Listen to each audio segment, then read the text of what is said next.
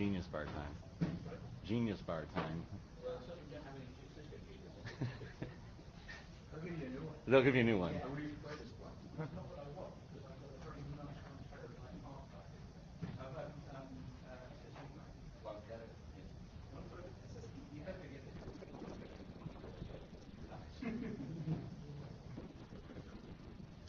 They think we should get. What are the stars? It's for jabber scribes. What's the difference between a note taker and a jabber scribe? They're different. Oh, this is like in school. You get Yeah, a star? we're supposed to. Does anyone want to be a jabber scribe? You get a star.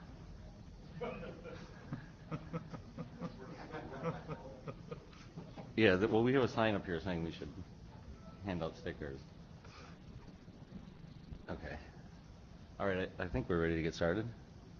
All right. So welcome to the ISIS working group. We're a little pressed for time today with a 2.5-hour Friday slot. That's a joke. Here's our note well.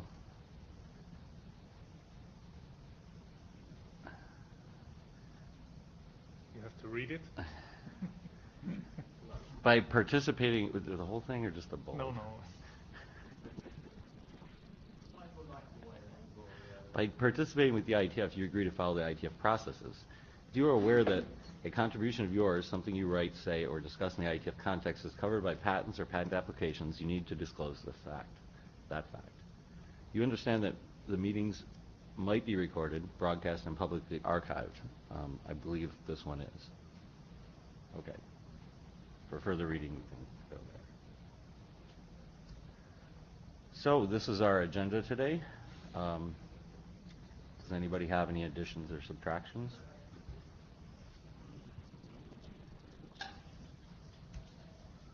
All right, so let's get on to the status of where we're at. So we've had 2 new working group documents. Admin tag actually managed to rev once since the 00 listing, since the last meeting in Honolulu. A lot of these everyone should be familiar with. The ones in bold on these slides are being presented today. Any comments on those? We were a little bit lax on our TE metric extensions, so that's completed last call. We just need to push it through.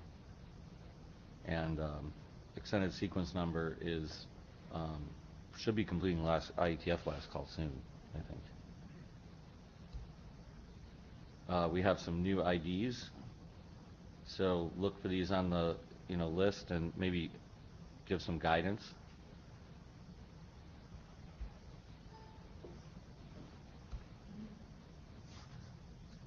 All of the updated IDs are being presented today.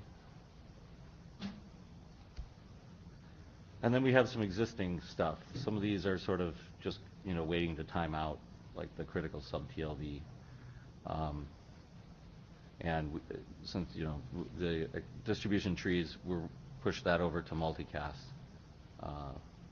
The source routing and AutoComp are pretty much related to HomeNet right now. They're not restricted to HomeNet's use, but well, AutoComp is, but source S routing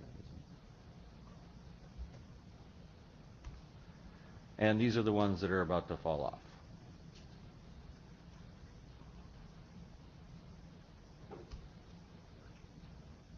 If you go to data tracker and type ISIS, this shows up.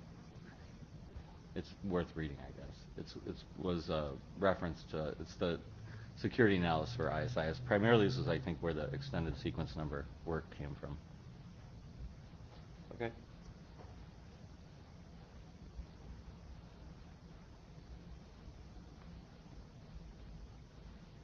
So I think the Yang was first.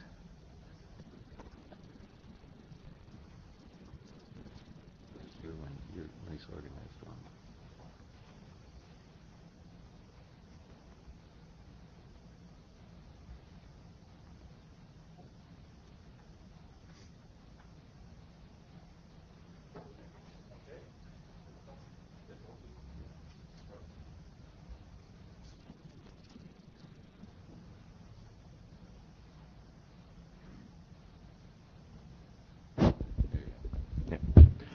Okay, so I'm Stefan from Orange. I will present you the update regarding the ISIS Yang model. Next slide.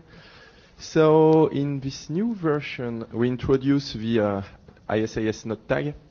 So we are able to define within the ISIS instance a list of node tags that could be applied to this node, and it's also applicable to the multi-topology use case.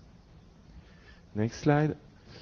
We are also modifying the authentication. So based on the keychain model from AC, we are introducing the ability to use a keychain reference, so towards the keychain model, and also in order to simplify the authentication between all the routing protocols, we are currently using some groupings coming from the keychain to not redefining all the possible authentication algorithm.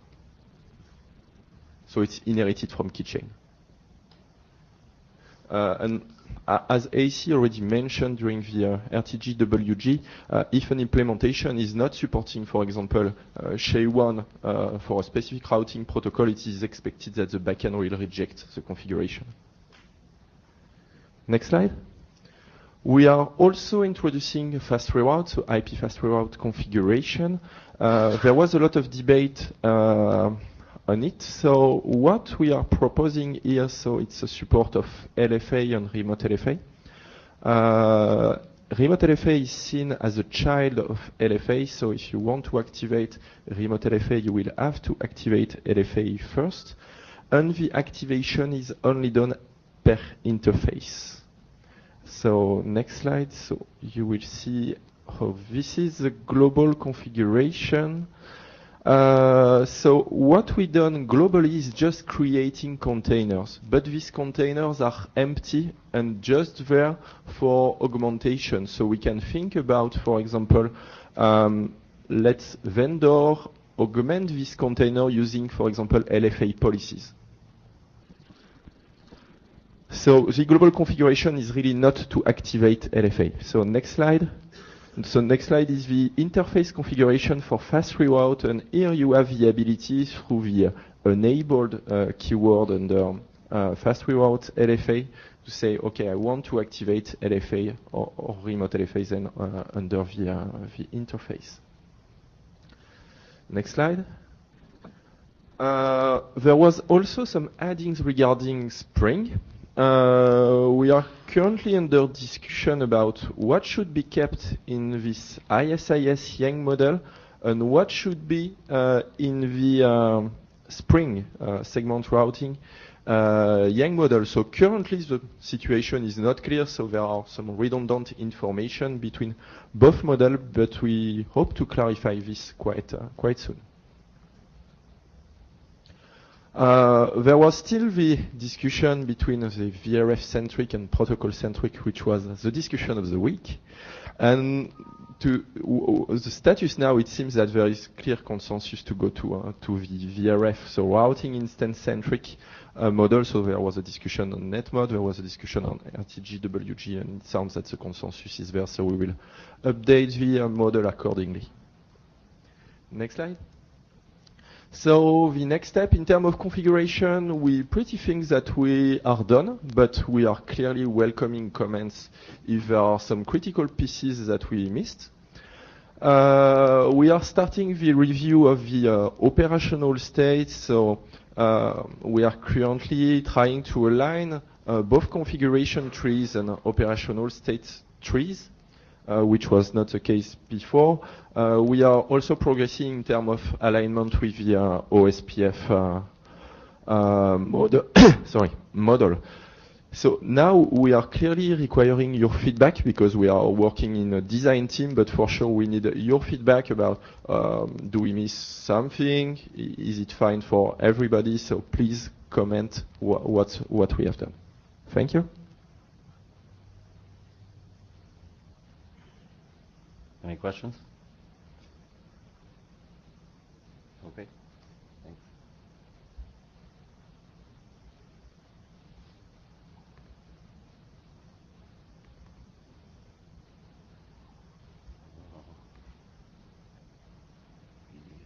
Good morning, everyone. I'm János Farkas, and this is a presentation on the recent ISIS PCR draft. We have a new author, Chris Bowers. Welcome, and thank you very much for your help in this draft and in this subject, actually, in other drafts. Next slide, please. And this is just a quick recap what it is. It is, in fact, an extension to SPB, shortest path bridging. The goal is to move beyond the shortest path capabilities provided by SPB by means of having so-called explicit trees.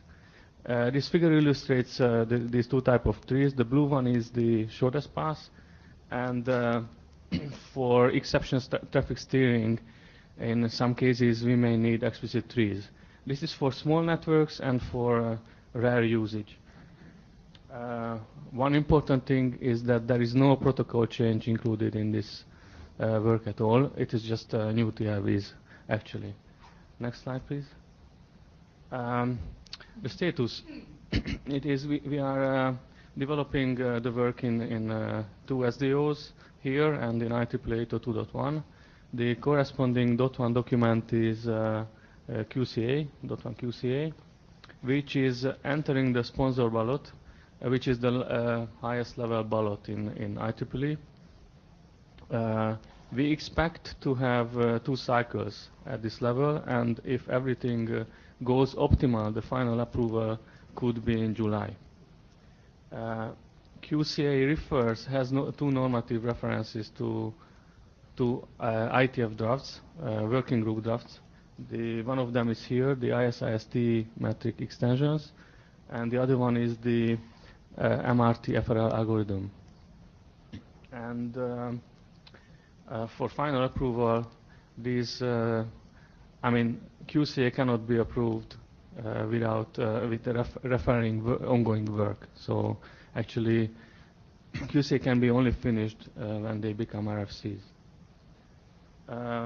Also, we need ISIS TLV code points, and this is one of the main goals of this draft I'm presenting here.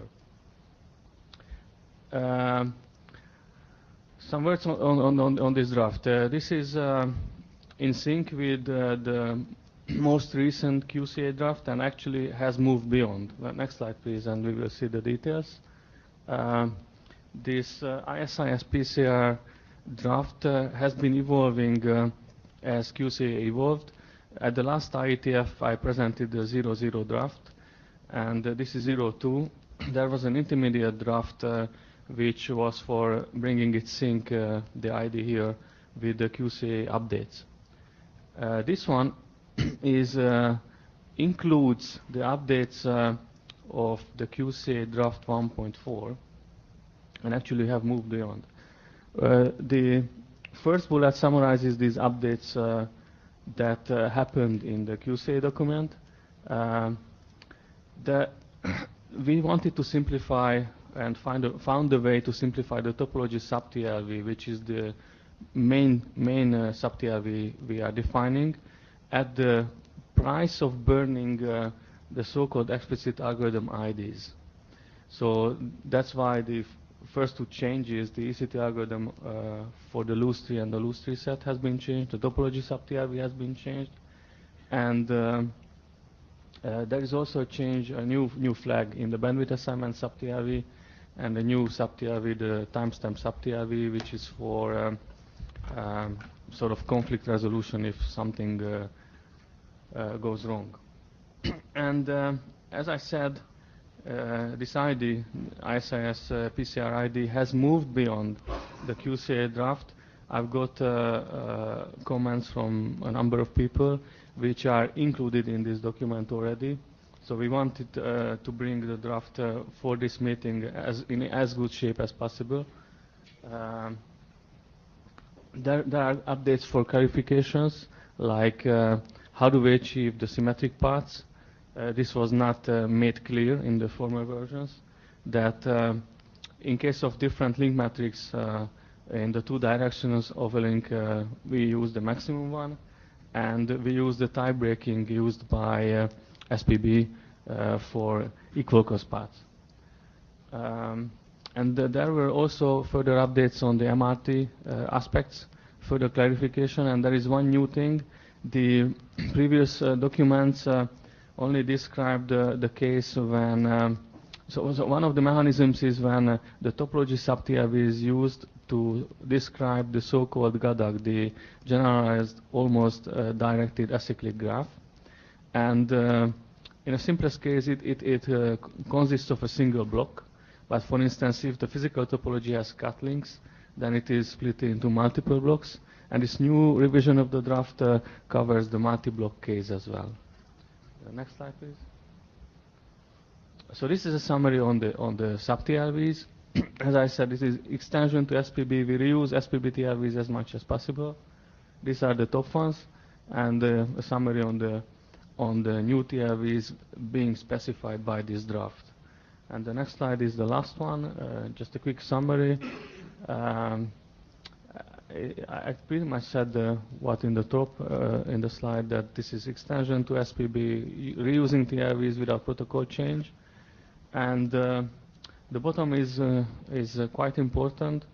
QCA is under final review, and we would like to move forward with this ISIS PCR draft here.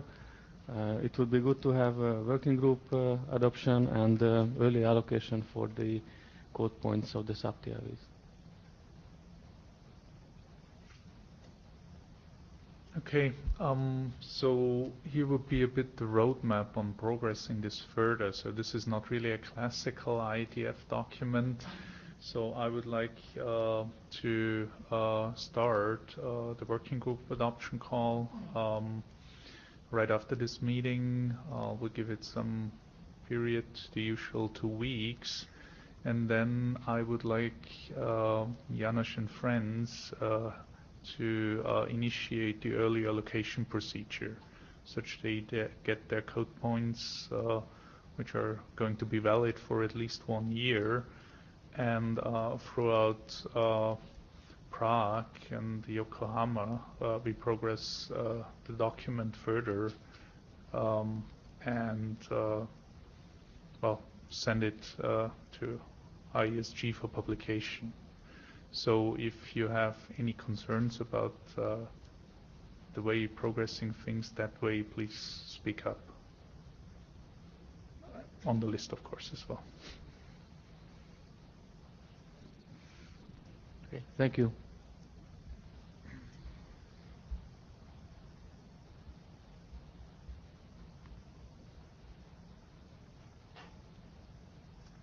Is Tony here? Which one do you want to do first?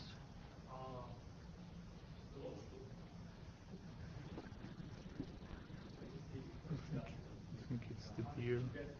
Beer auto BFRID or beer?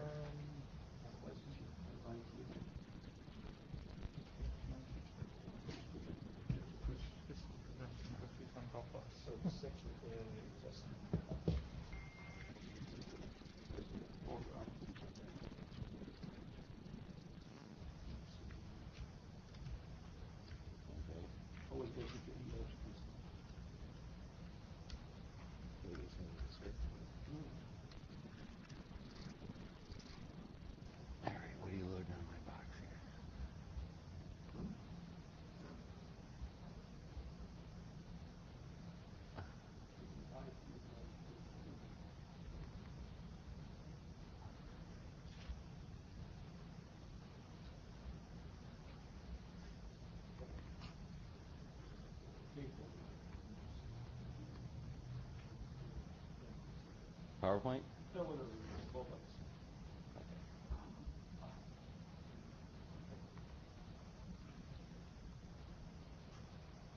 Morning, everyone. I'm Tony P. 2 questions. First, who read the update on the beer ISIS, the 02 that was published in the meantime? Okay. Yeah, okay. Huge response. Who read the auto allocation procedure? No one read it. Okay, good. Next one, please. So this is basically what happened between the 001 and 02 to support beer via ISIS. So basically, it was all aligned with the architecture work that ICE and a couple of other people, Eric and me, did. Subdomains have been introduced. That's the biggest one. Subdomains are mapped to topology, and all routers must agree on the mapping. So the subdomain belongs to topology. Subdomain has a single encapsulation. I'm still poking the architecture people to spell it out specifically, because theoretically we could do encapsulation translation on beer within a subdomain. Subdomain has a single tree or forwarding strategy, so that is implicit in the architecture.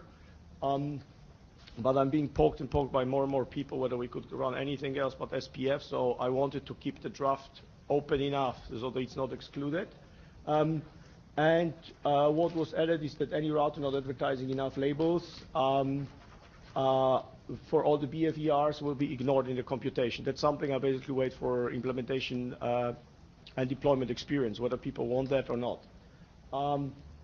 Good. So basically, the new stuff is that the TLVs have been reordered under multi-topology. We now have the subdomain, and within that we have the encapsulation enough labels, and we have an optional sub-TLV to indicate the tree type. And when it's omitted, it means SPF implicitly today, so it's spelled out. But it can show up later, and the routers that run SPF today and see a TLV they don't understand for the tree will know that they cannot participate. Next one, please. All right, and there is, I introduced something which is an experimental idea. So one of the things that I have some discussions with people about is that when you get enough deployment in terms of size, and we need a lot of PFER bits, whether an automatic assignment makes sense. And we were not doing that on TLVs, but the idea would be that we can put on a TLV a minimal and maximum version number of what protocol version this TLV represents. And with that, without introducing a completely new TLV, we can progress the TLV and indicate to previous routers very precisely in which range they have to work version-wise to be able to interpret this TLV. The biggest advantage is that routers who run a newer version could run this TLV at a newer version, indicating a newer version with new information which all routers do not understand, and fall back. Once they have enough information, publish it at the lower version of the TLV, allowing all the routers to participate. Okay. Next one, please. So the first one is the sub-TLV, beer sub-TLV. So we have type length. Now the version with the compatibility bit, there may be min-max version. No, any discussion on the stuff. Subdomain ID is under it, and the BFR ID, which can be empty. Under that, we have the encapsulation. That's the MPLS encapsulation, which has label range size, what is the bit mask length, because the architecture changed in the sense the subdomain can support multiple bit mask length, so it's a list. And to the very right squeezed in is what tree type this subdomain supports. When it's missing, it means SPF, but in the future, when this TLV, well-known sub-TLV will show up, routers will understand that they cannot participate because it is not SPF. So if people start to build Steiner, I also basically indicated that they will put enough opaque data to actually all agree, you know, what kind of Steiner they're running. So that's pretty much the update. Let me take the questions now towards that, if there are any. And then I quickly basically just run through the idea of the auto-election, because if people didn't read the draft, it's pointless to like go into more depth. Questions?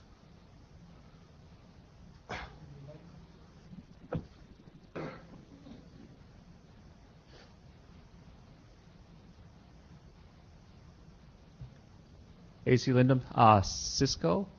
The only thing I'm wondering about is the terminology.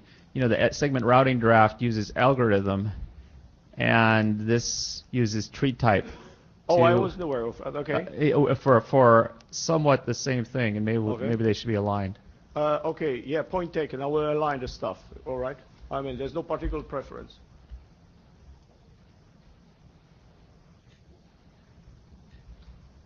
Hannes Grela, Juniper. It's actually first time that I saw using versioning inside sub-TLVs. I was under the impression that the versioning tool is actually a TLV or sub-TLV code point. Yes. Any reasoning why you ended up with that solution? Yes. Imagine that I want someone to implement the absolute minimum set, and then I want something which does a smart election. After the election ran, I can show people the old style TLV. While the election is running, I want to tell the other routers back off. It looks like the format you understand, but I have sub-TLVs inside. If you don't understand them, you screw up. So I use exactly the same format, but I bump up the version to 0.1. I say, if you don't speak 0.1, don't look at the TLV. The moment the election ran and I have all the information that makes sense in 0.0, I just drop the version on the TLV to 0.0, and all the old style routers participate happily. So that allows to not every time you put a sub-TLV which may other people, old style people, screw up, I don't have a new TLV type. I see. You're using it for atomicness semantics, yes, right? Absolutely. Yeah, okay. Yes. So, it's an experimental idea, but since we have this auto-election, and I don't want to force people today to understand, implement, do anything about it, I want a future hook to people operating on the same TLV format being able to participate it after the smarter guys figured out their stuff. It's exactly the same idea as shared libraries on Linux, right? Mm-hmm. You load the library and it tells you, I'm a 3, but I can really also talk 2 to you. But please, I cannot talk 1. Mm-hmm. So, my first thought was, wouldn't you just use 2 TLVs and then back up to the old one after? That's the other possibility. Yes. So basically, you have even maybe the same format, but you change the TLV type and you talk those TLVs, and then you publish. And worst case, you end up with 2 versions, right? Like old version for the old routers, new version for the newer routers. Yes, so that's kind of the simple, naive way to do it, right? Which is more implementation, more TLVs, more data published. So, okay, Chris? It seems like an interesting idea. Making it experimental seems reasonable, but at actually sort of sharing the data that you... So my concern about it is that you actually sort of broaden the testing space for compatibility testing. That you actually, even when you don't have versioning, often a lot of problems are discovered during interrupt testing, even with things that are supposedly the identical version. And now you've basically created a matrix of cases, version 3 and 4 and 4 and 5 that need to work together. The argument I would make, it is absolutely equivalent to having 2 TLV types. The TLV type 135 will indicate version 1, 136 will indicate version 2. It's not quite that right, because you're sort of taking over and putting a value in that can be a lot of different values. Yes, okay. If you go wild and do 1 to 4 and you want to do all the permutations, yeah. That's why I only gave 2 bits to a version. I can give 1. but then we can go from 0 to 1. That's about it. Sorry, we're out of runway. Les Ginsberg. Who are you? He just said that. You want me to say it again? He's a really nice guy. Thank you. So 2 things, and this is something that we are still kind of actively discussing even among the co-authors. You're essentially making the version number a new type that has to be controlled. In other words, where we normally allocate code points. The other thing that concerns me is how you define the transition strategies as old or new routers appear and disappear in the network, and you're able to move forward or backwards on your version numbers. I think this is always problematic. Okay, fair observation. And if we're going to do this, I think we need to do a better job of specifying how that happens. Yeah, fully agree. So, this is something, yes, it's a completely new idea. I'm throwing it at the wall. I want actually people to go, beat me up and see how bad it gets, right? And after the idea is socialized, they find the bits they like and the bits they don't like, and we basically have the trade-offs. And otherwise, there's always the fallback, like, okay, let's get the new TLV time number. Okay. So yeah, the discussion, you know, I want to pick up the discussion, right? And I want to show a feature that will benefit from it so people understand that it opens possibility to do those things on the protocol we couldn't do currently, right? Today we just basically say, well, all the sub-TLVs, if you don't understand them, just keep on going. And if someone introduces the one that breaks things, he better explains very well, and then ultimately somehow at a certain point in time cuts over to a new TLV type. Okay? Fair enough?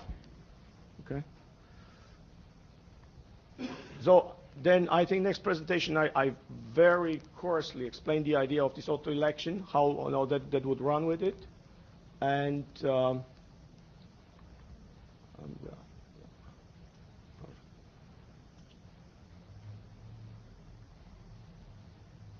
whoever's not that familiar with beer, the very short summary, the receiving routers need a bit allocated in a bit mask. And the idea currently is that as long as deployments are small enough and stable enough, it will be a manual configuration. If there's a collision, there's notification. People take care of it, or maybe a central controller. This proposes something akin to a designated router, right? So people have a central authority they can get bits from. Or it's more maybe, a better analogy is a DHCP server. All right. Next one, please. So now that we have some domain and topologies, okay, and those number of the BFERs can go pretty big because we have the sets. So basically we are not constrained by the bit mask length up to, you know, reasonable size. We may be talking, you know, low number of thousands for sure of receiver bits. So manual configuration at a certain point in time, if this technology is successful, will become infeasible, right? Otherwise, we will be all still assigning IP addresses by hand, right? Work like a charm, or FTPing an ETC host. So it always ends up on a centralized and distributed solution. So a centralized solution is probably something akin to SDN controller, right? Which is just fine. Single point of failure, if you replicate them, you have split branch scenarios, that's its own limitations. A distributed solution is far more resilient. I mean, that's why we're here, right, working on protocols like this. Of course, always additional complexity. Next one, please. All right. So the whole thing is, the main thing, it is completely backwards compatible to the drafts that to support beer over ISIS. So people can today implement what the draft ISIS beer says. And when this thing is slid into the network, they won't realize the change. There will be old-style routers not supporting anything new, and they will be participating just fine. And their assignments will be fully honored. Okay? The trick behind the whole thing is pretty much that there is a per subdomain, whatever, nicely spread out, designated router, backup designated routers. Lots of that stuff is stolen from John because it's so stable. And this thing will act as central authority. So the routers can signal on the TLV saying, give me an assignment, and that's the one I would prefer. And what they get back from the designated router will be basically a bit assignment for it, or an error, or whatever, all kind of conditions. Next one, please. I won't even go how many sub-TLVs the things entitles, so the DR basically puts out something which has the assignments in it, and on the normal info TLV, people set a bit to signal, give me an assignment, or they say, I have an administrative assignment. The version number, as long as the assignment is going on, the router will say, I'm at version number 1. If you don't understand version number 1, please don't look at my advertisement. The moment the assignment is stable, they put the assignment into the format and say I'm at version 0, which means all routers can perfectly well work with it. I think that's the last one. Next one, please. I think that's it. Yeah.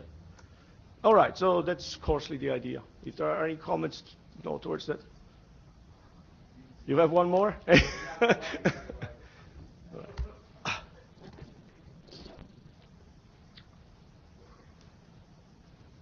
AC Lindum, Cisco. The only thing I'm thinking is if you're setting up subdomains, you're going to have to decide what routers participate in every subdomain. And when you're doing that, you could just as well give it an ID, because I think this is only half of the setting up a subdomain and anything, unless subdomains unless you envision a deployment scenario where subdomains come and go dynamically? It will depend how people deploy services over subdomains. But basically what this thing takes is one configuration step out. So you say, I'm running a certain service. Now, came to me, I would provide default subdomain mappings. I run a VPN service, I end up on this subdomain by default, okay? Which may or may not happen. But when you mapped onto a subdomain, that would be the only configuration step. Today you have to provide a non-colliding BFER, so the bit for the subdomain. So that saves this configuration step. Now, the deployment simplicity versus protocol complexity, the usual trade-offs. I mean, this is nothing, that any kind of magic wand or whatsoever. More comments? I'm done. Thanks for your attention. I hope it was entertaining. I took some notes, so I think let me copy them.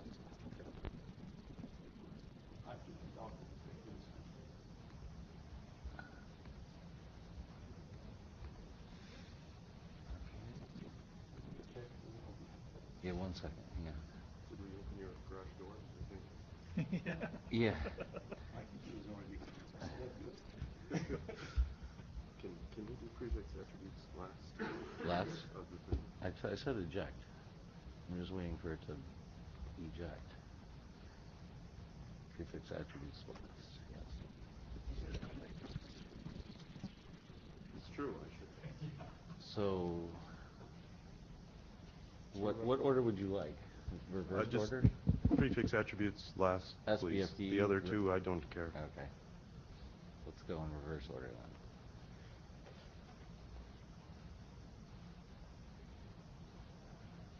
Okay, this is going to go pretty fast because all of these drafts have been presented before, so these are just quick updates. SBFD discriminators next. There was one change, which was there was a conflict in the suggested code point with one that had been suggested in the segment routing draft, so I've resolved that conflict. That's the only change since Honolulu. As far as we're concerned, the draft is complete, and we're going to ask for last call once the base SBFD draft goes to last call in the BFD working group. We don't have to do the rest. Yeah. I left this in. This has been presented before. Any questions about the SBFD draft?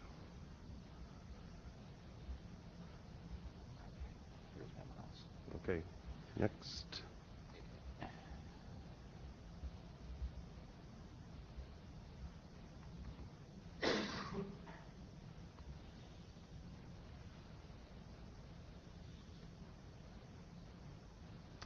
Okay, preference draft. Next slide. Again, this is complete. There have been no comments since Honolulu. We're delaying last call because there is a dependency on the prefix attributes draft, which is the next thing I'm going to talk about.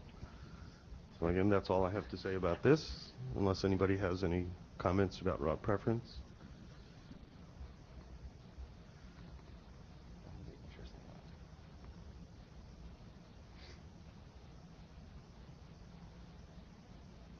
Okay, prefix attributes. Next slide. Since V0, there's been some editorial cleanup. The biggest issue was there were two proposals. There was a competing proposal as far as advertising multiple node addresses. There has been a discussion between the authors of both drafts, and we've reached agreement that we're going to use the solution in the prefix attributes draft. Next slide. So I put this in red because there are two documents that are dependent on the progress of this document. One is the route preference draft that I talked about before, and the other is the segment routing draft, because some of the bits that we're defining for prefix attributes are also defined they were originally defined in the segment routing draft. We moved them here because they had applications outside of segment routing. So the plan is to eventually deprecate the duplicated bits in the segment routing draft, but clearly we cannot do that until people can actually go ahead and implement the prefix attributes draft, which means we want to become a working group item. We want to get early allocation of code points as quickly as possible. So I would really like to progress this as quickly as possible. And that's all I have. Any questions, comments? Is there anyone in the room right now that objects to this becoming a working group document? Raise your hand, anything? Okay. I think we'll take it to the list then and ask for adoption.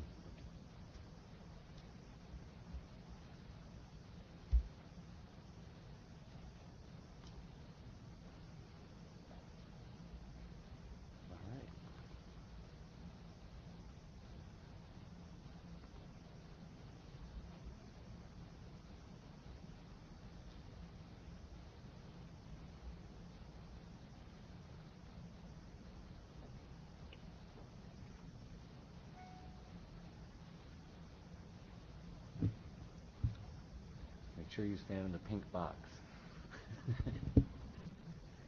Hello everybody, my name is Uma. Today I'm going to present encapsulation capabilities in ISIS. Next slide please. So this is not specifically for Spring. Originally this is envisioned for Spring incremental deployments. We have few use cases. My interest in this draft was few use cases where small routers where we don't have MPLS, but we want to do traffic engineering in mobile cell stations where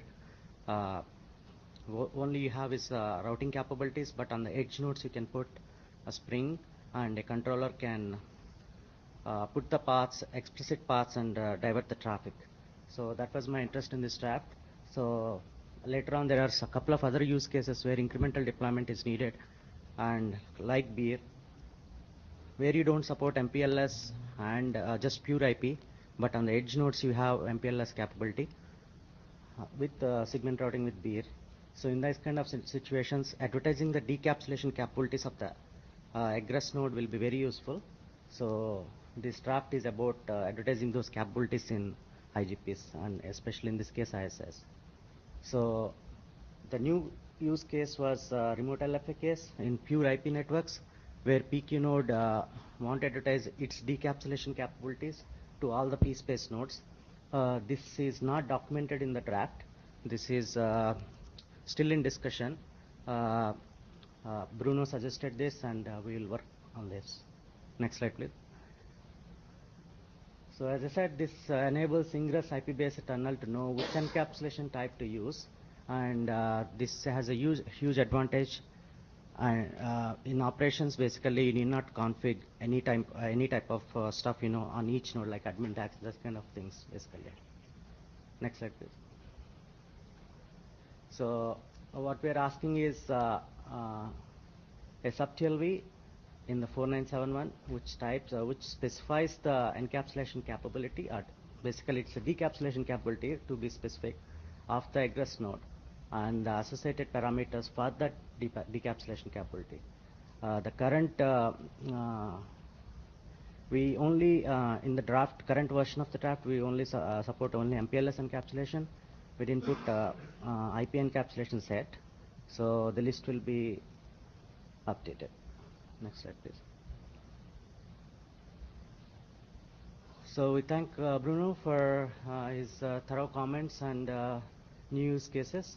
We'll work on this to be done, adding a remote LFA use case, encapsulation types review, and sub-TLVs in the encapsulation sub-TLV type to indicate the parameters, certain encapsulation types, for certain encapsulation types like IP address, GRE key.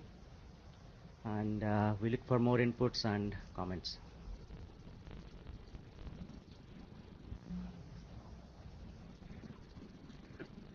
There's no square here. This is Ahmed Bashandi, Cisco Systems. So Uma and I talked about this, and I had two comments. First of all, this is a general problem that is not really related or specific to segment routing. It is more of a how do I bridge two MPLS islands over an IP island. And it is not specific to remote LFA or how to decide the PQ node. Again, it's a general problem, how do I choose the PQ node. The third comment is that this is about a 20-year-old, maybe 15-year-old problem since the creation of MPLS when it was called tag switching.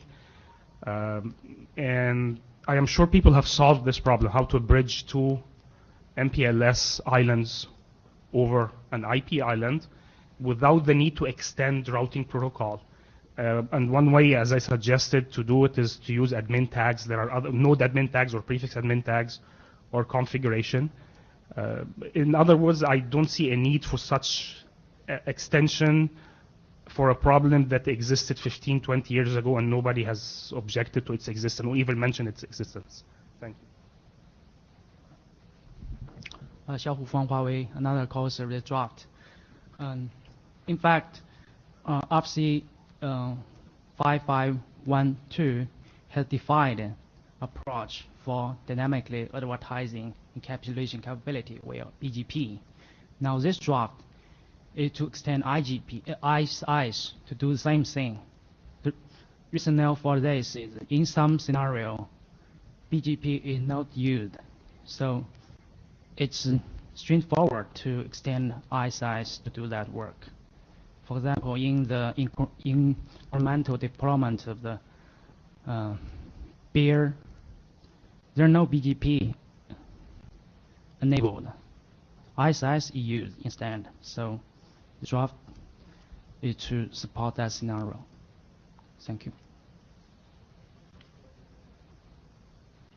Les Ginsberg. Just in the vein of brainstorming, Ahmed has suggested that prefix admin tags could be used to do this. One potential advantage of using prefix admin tags, which I think is something dear to your heart, by the way, Uma, is that it would also implicitly tie the endpoint address that you want to use to the tunnel type. Just a thought. So I'll answer both the questions. First, for your question, we can use admin tags, but it requires changes in the code to associate. Typically today, admin tags used for basically for redistribution. You stick a tag on the prefix, and that prefix is the attribute for your stuff or for redistribution between the levels or leaking that will be used. That's all is there for today. And if you want to put associated parameters, probably if you were tunnel type, it requires particular IP address, you can use it, but it cannot be generic. And it requires code change. It's not straightforward, actually. This is a straightforward approach. Anyway, that also, a code change is required. This is a more straightforward approach, more generic approach.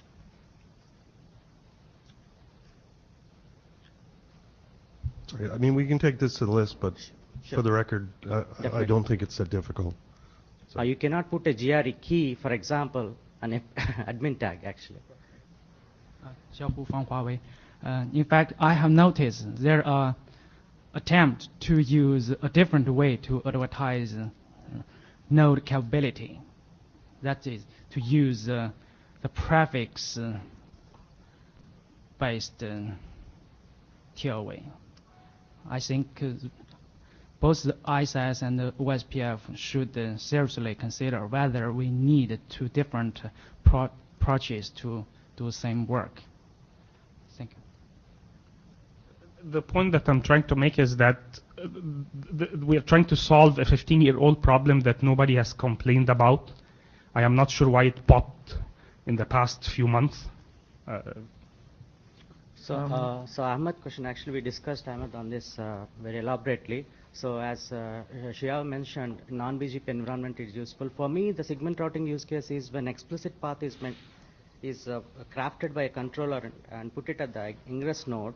When a node encounters the neighbor is not Spring or Beer capable, we don't know what we need to do if BGP is not there actually. So immediately, if you know the tunnel endpoint and its capability is with you at the ingress node, it's quite useful and automatic actually. I would like to repeat, this is Hannes, I would like to repeat the comment that I gave in the OSPF working group. It looks to me that this is the formal equivalent of the tunnel SAFI, RFC 5512. I do not really see that this is an unsolved 15-year-old problem. It's actually a solved problem, and my understanding is that EUMA tries to put the tunnel encapsulation semantics now down to the IGP level. Maybe I wasn't clear. This is Ahmed Bashandi again.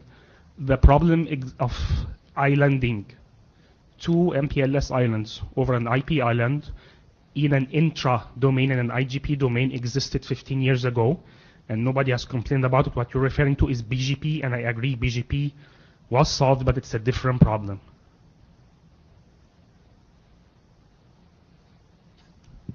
I wonder whether you have noticed that there are sections in the beer architecture draft which talks about incremental deployment of the beer technology. In that section, it said if the next hop to the final BFER is a non-BFR, that BFR could tunnel the beer packet directly to the BFER, either where RSP or IP-based tunnels. If IP tunnel is used in that case, do you suggest to use BGP? Do you suggest to establish BGP sessions between all nodes within the beer domain? Tony P. So whether a router supports beer can be very easily derived from the fact what it announced beer info sub-TLV, right?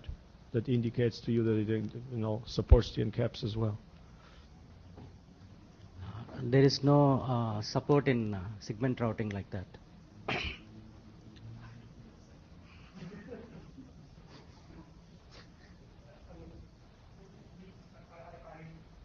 don't want to basically rat hole this. This is Ahmed Bashandi one more time.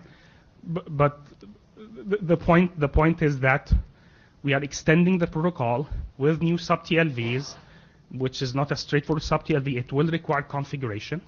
So the same configuration effort is needed, or actually less configuration effort is needed by using admin tags. You can achieve the same exact result with admin tags. You go to the routers, configure them for admin tag number 10, use GRE, admin tag number 11, use L2TP, so on. And on the endpoints or the decapsulating points, 10 for GRE, 11 for L2TP. Same thing. And admin tags has been around, I don't know for how long. So the amount of code, if we need code for this, if we need code for admin tag that has been 10 years ago, we definitely need more code here. Ahmed, there is actually people who are doing TE controllers these days who keep telling me it all can be solved with static routing, so you don't really need dynamic routing protocols at all. So, obviously,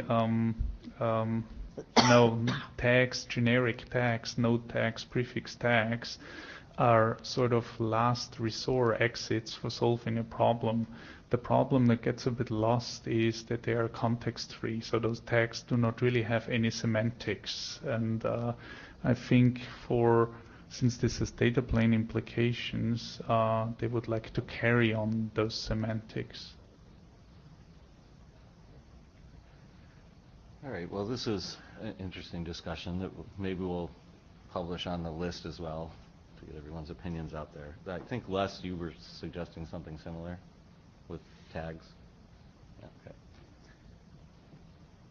All right, thanks. Yeah, thanks, Chris. Thanks. Thank you.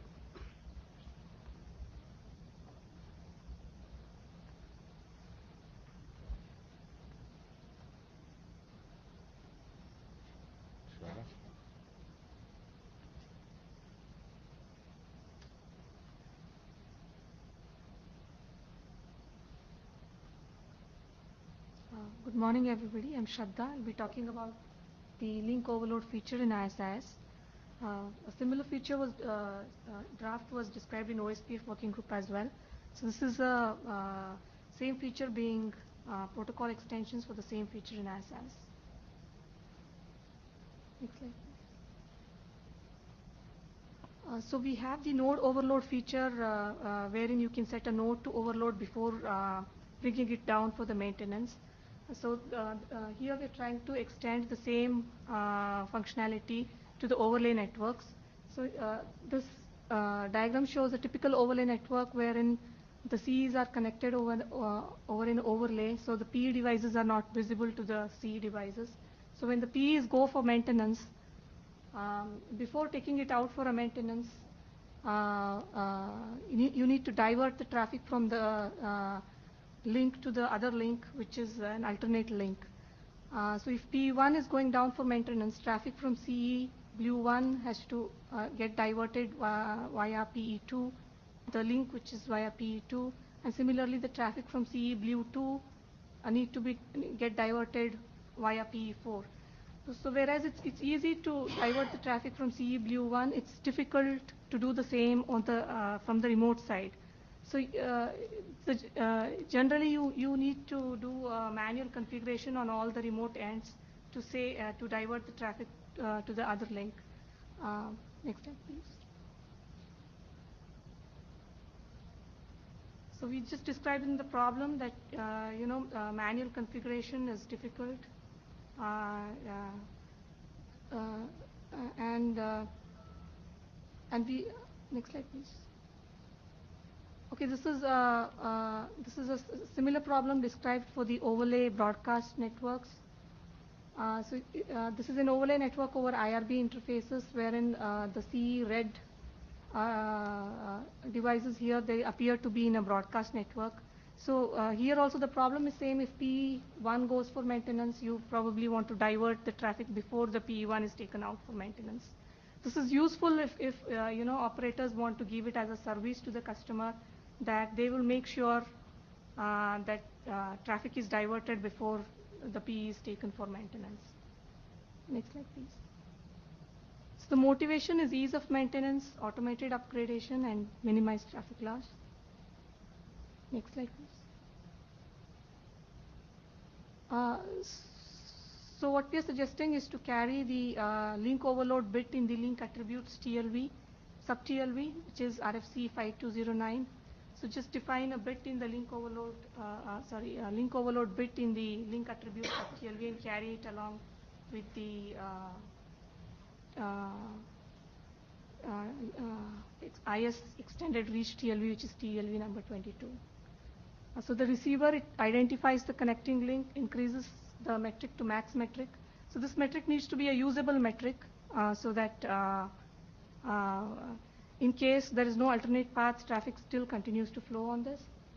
And then refloods the LSB and traffic is diverted away from the overloaded link, and then link is ready for maintenance. Next slide, please.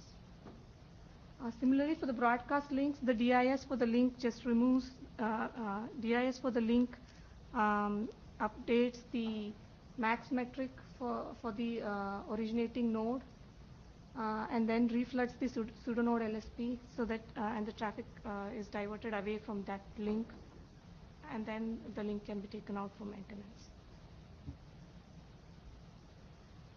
So this is the RFC 5209 defined link attribute stub TLV. So so we're just defining a bit in the flags.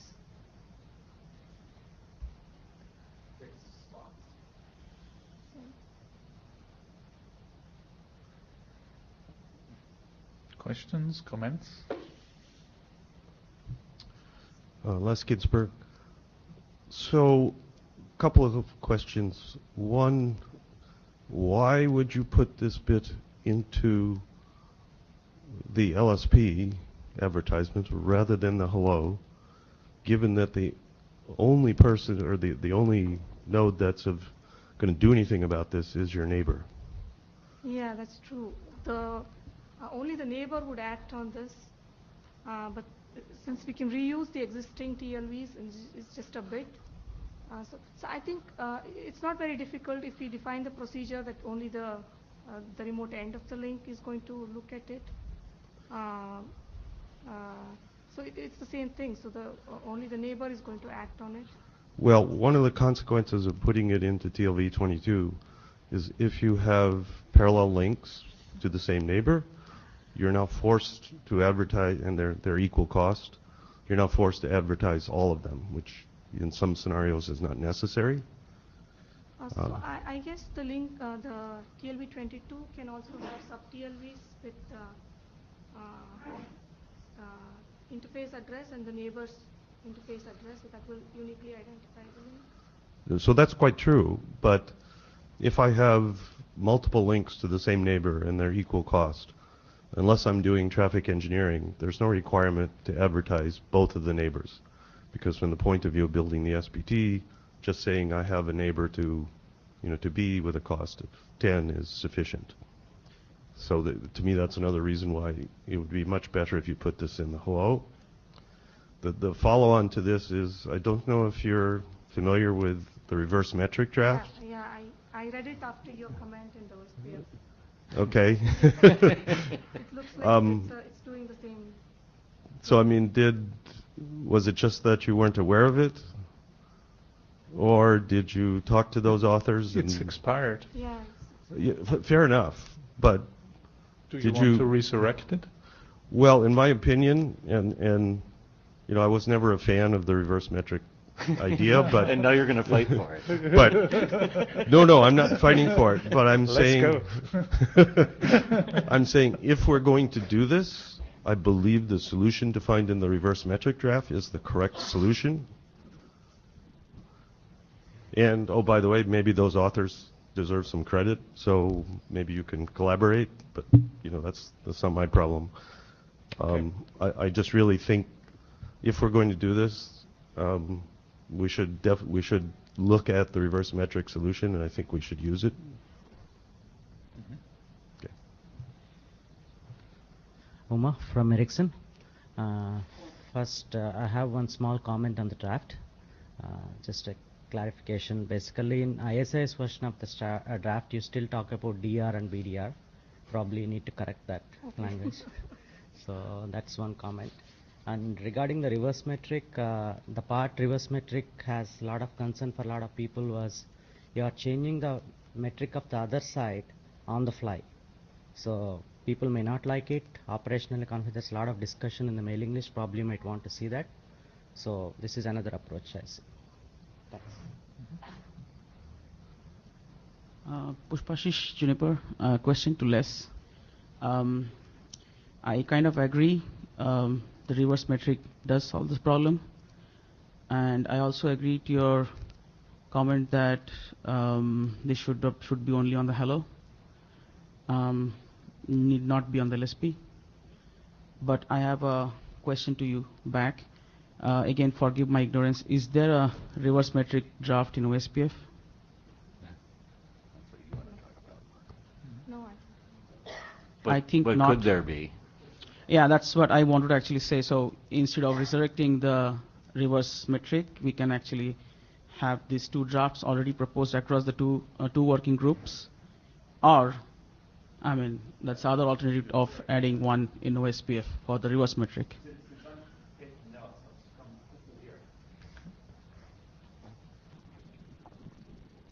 AC Lindum, your colleague has a very similar draft in OSPF where the encoding could be, we have the two-part metric, which is for certain types of so there is encoding for more than one metric. There is not per se a reverse metric. Yeah, AC, the other comment I would make is it's a little more difficult in OSPF because you don't have a metric in the network LSA. Yeah. So for the case of LANs, we have to find some way to solve that.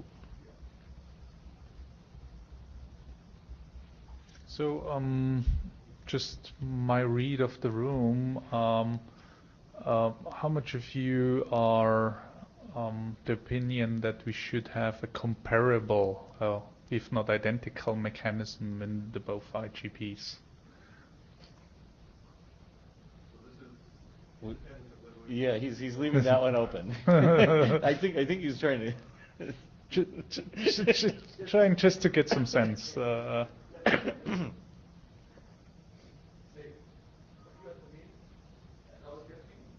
Yeah. Yeah, you are. AC Lindum, we agreed to talk about whether this is really needed or not in the OSPF working group, whether this scenario, why you need to do this. not as opposed to how you need to do it. And that's the first, I think that's the first question. I mean, okay, I sent the Verizon guys into your way.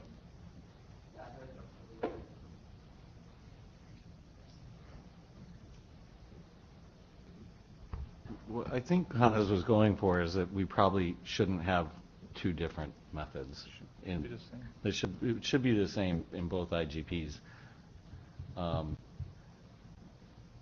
Les. Yeah, Les Ginsberg. I mean, what we've consistently done with these kinds of things in the past is we provide equivalent functionality, but the actual mechanisms in terms of encodings are what's best for each protocol. I don't see why we should deviate from that. And I think in this case, certainly for ISIS, if we're going to do this, the hello is the appropriate place to put this information. Okay, fair enough. Thank you. Thank you.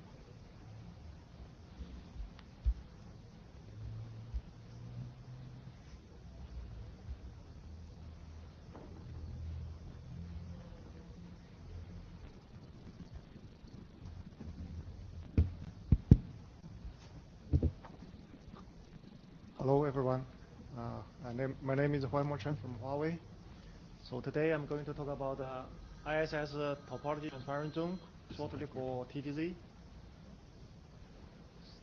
So give an introduction, extension to ISS, and then LSP updates for TTZ and adjacency with TTZ. Next. So as the network becomes bigger and bigger, and then we need to split the network into more areas. So when we do the splitting, and then we have some issues, such as the surface will be interrupted because the nodes will link with old area will going down, and then those nodes and link with new area will come up. So during this process, the surface will be interrupted.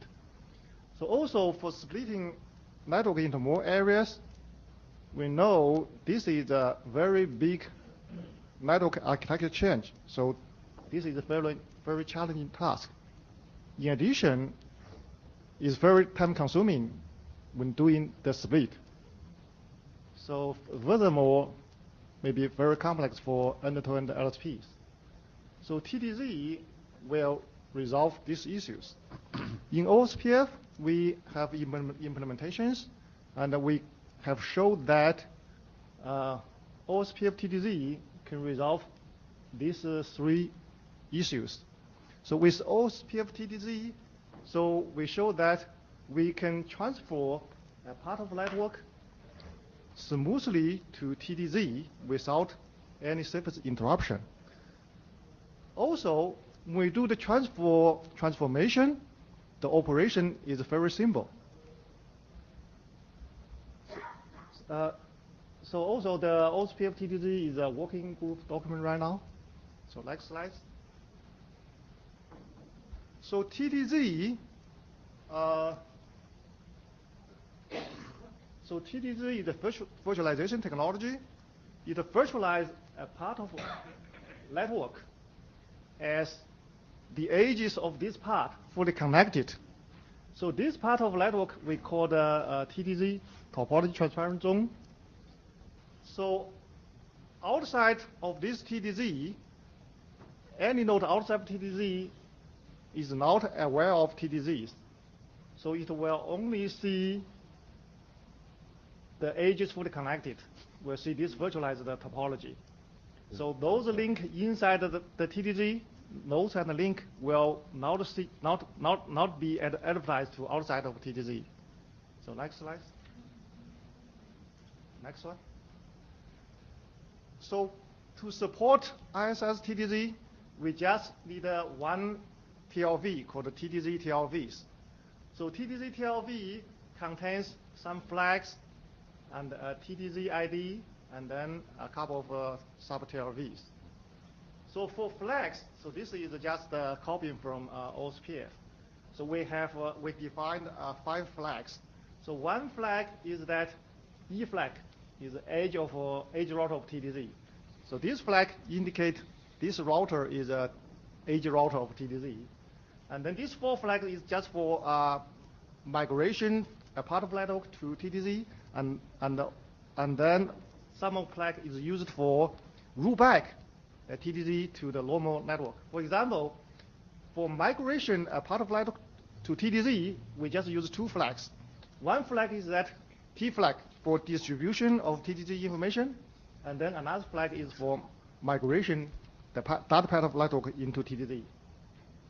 So for sub-TLV, so normally we have 1 sub-TLV, which is TDZ IS labels sub-TLV. So next slide. So for TDZ IS label sub-TLV, it just consists of a number of TDZ labels. So next slide. So here we just give those how we use LSP to virtualize the ISIS TDZs. So for each internal router inside the TDZ, so we just add TDZ TLV. So this TDZ TLV with E flag equals to 0, which indicates that this is an internal TDZ router. And also with TDZ ID, for example, with TDZ ID 100. So that's so for internal router is easy, just 1 TLV, TDZ TLV with E equals 0 and TDZ ID.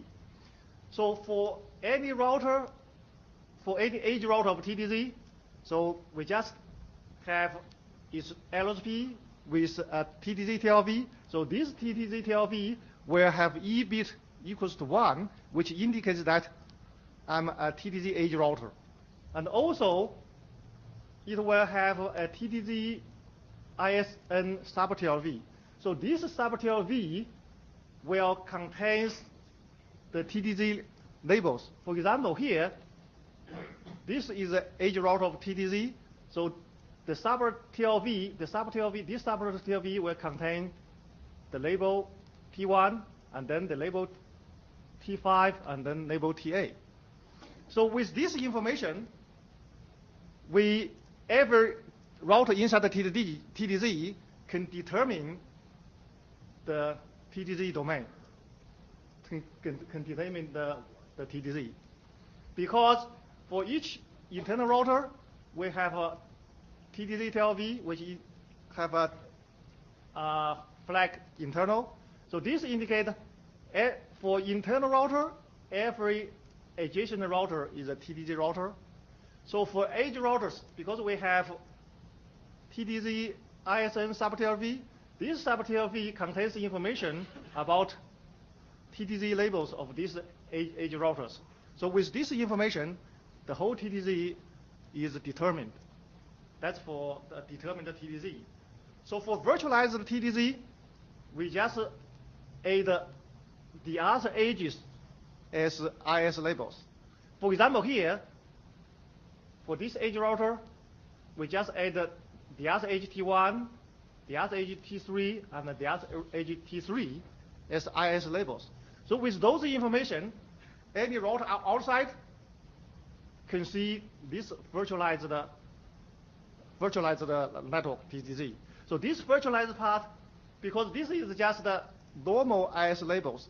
So from outside, it just see these normal connections. So from outside, it just see the normal virtualized network. It not aware any TDZs. So next slide. So for adjacency, it's simple. So when we configure TDZ, so we will add a TDZ TLV with a TDZ ID into hellos.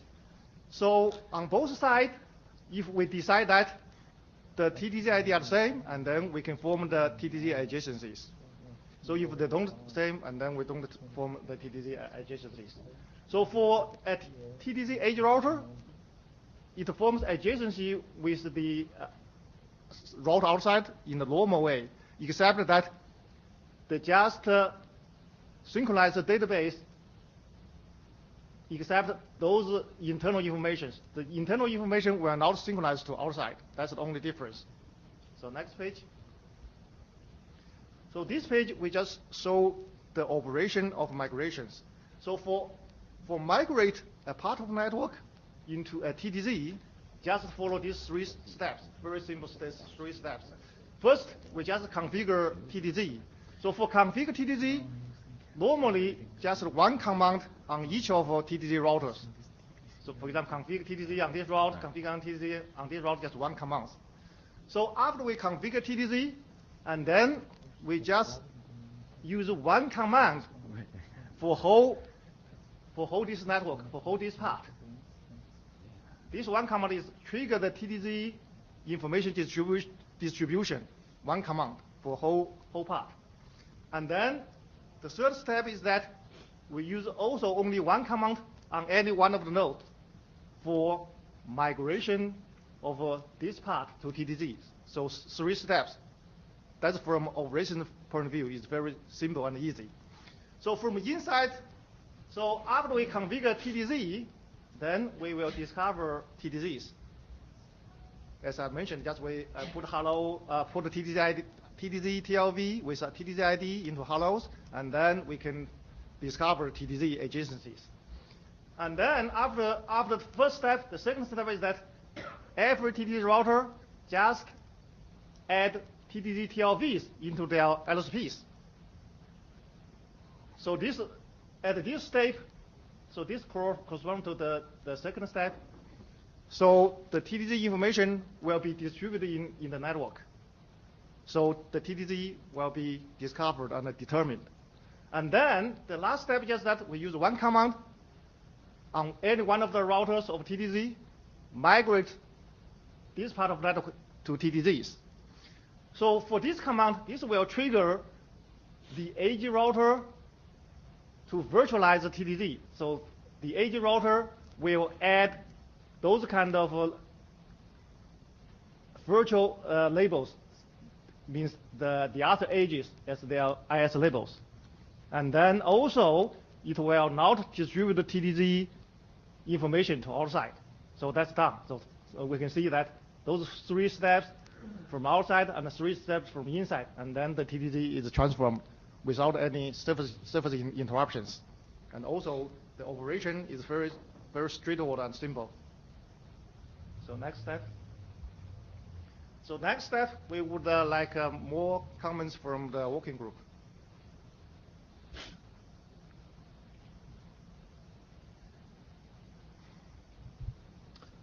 Les Ginsberg. It is possible today with the base protocol to quite easily and non-disruptively merge and split areas. We don't require any extensions in order to do that. It derives from the fact that you can configure multiple area addresses on a given box, and when you do, they become synonyms for the same area for all the routers in that area. I won't spend the time in the meeting to go through the steps, but it's very straightforward to split one area into 2 areas, for example, non-disruptively, with existing functionality in the protocol. So with that in mind, it isn't clear to me why we would invent another extension to do the same thing. You mean, so you will not bring the link down with the old area, you will not bring the load up with the old area, we just... You can do this non-disruptively. So you can give more details, and then we can go... Yeah, I mean, I'd be happy to discuss that with you, but it's a well-known procedure. Okay.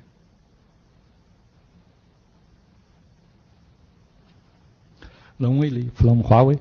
So actually, this can solve much more than you just described.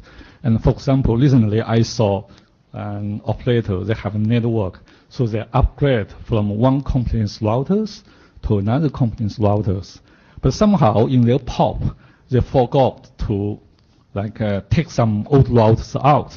So routers still there, but it's misbehaving. So, but if they configure TDZ, something like that, so the those link state advertisement will not be popped out, so it can minimize the it can minimize the service disruption. And on the other hand, and this technology and this extension can reduce your topology complexity, because without it, and your topology, the tables may be bigger. So there are multiple applications. It's just not only for splitting your network into smaller ones. This is Hannes. I do not really quite agree using vanilla mechanisms it can be done, but I certainly would agree that, for example, using multi-instance ISIS to model a TTC zone, it could be done, right? So either way, I think there is already some tooling that we have in the toolbox to sort of model those zones, and I would like to see rather reuse of those tools than to reinvent something new. Yeah, we would like to look at those tools, but I don't know whether that tool can replace all the functionalities here. Well, why don't we, I mean, given what Les is mentioning about the multiple areas and stuff, why don't we take this to the list and flush out whether we can solve this problem with what we have already? Okay. Yeah. Thank you. Thank you.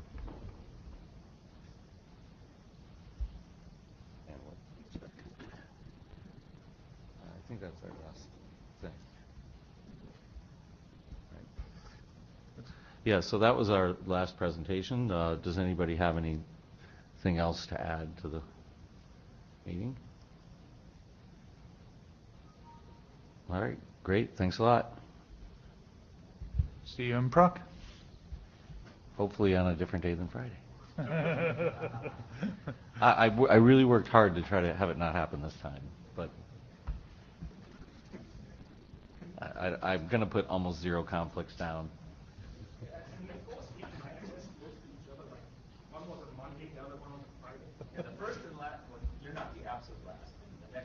Yeah, that's true. So you were the alpha, we were almost the omega.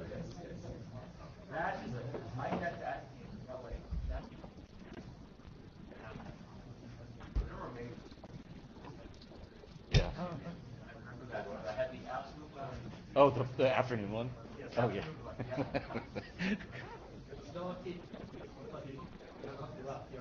Right. The penultimate. And then there was this sales conference.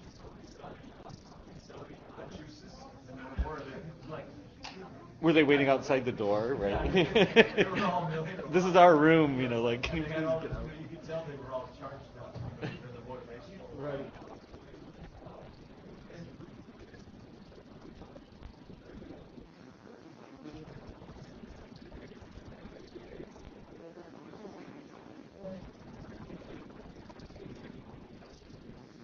Oh yeah.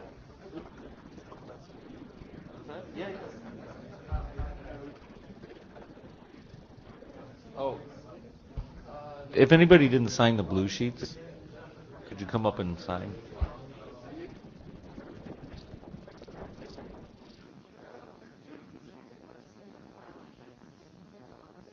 And I think there might be a blue sheet out there somewhere. Ah, okay.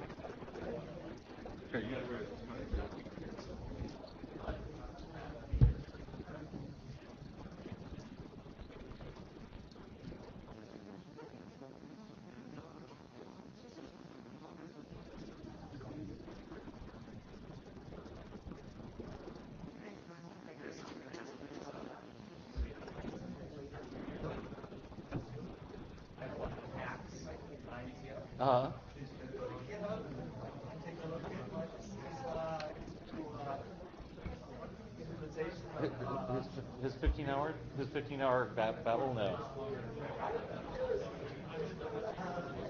Yeah. Well, I'm gonna, he's gonna make me. I've got like a half an ISIS on GitHub too. Like, but now I'm gonna. If his is pretty, I'm gonna have to go clean mine up. No, it's on GitHub.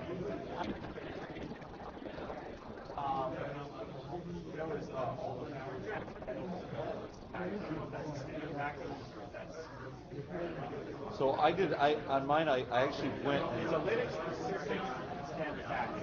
It doesn't have to. Doesn't have to do any IO. Oh, that's why he's using 3.4. Yeah, he's probably using like asynchronous or whatever. Anyway, I did it with memory views, so I'm actually doing like 0 copy. And Python loves to copy, right? So I'm using memory views, and I did a C library extension so that I can actually poke within that memory view. So I get the frame from that link, and I never copy. Like I just carry that memory buffer, because that's where I thought, like, if I'm going to see any kind of serious degradation in performance with Python, I thought it's probably going to be from copying things all the time. So I said, let me focus on minimizing that, because what I really want is a Python ISIS that actually performs as well as the C version, or close enough so you don't notice, right?